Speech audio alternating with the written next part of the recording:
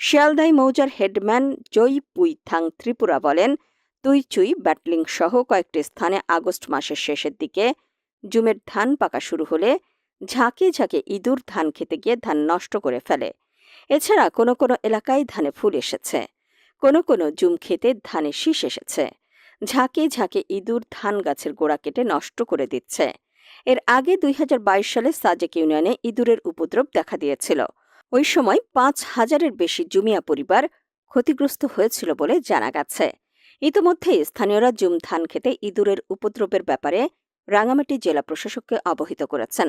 রাঙামাটি কৃষি সম্প্রসারণ অধিদপ্তরের তথ্য মতে এ মৌসুমে রাঙামাটিতে জুম ধানের আবাদ হয়েছে ৫,০০০ হেক্টর জমিতে। লক্ষ্যমাত্রা ধরা হয়েছে ৭,৫০০ টন চাল। শুধু বাঘাইছড়ি উপজেলায় ১,৫৪৭টি পাহাড়ের জমিতে জুমের আবাদ করা হয়েছে। এতে লক্ষ্যমাত্রা ধরা হয়েছে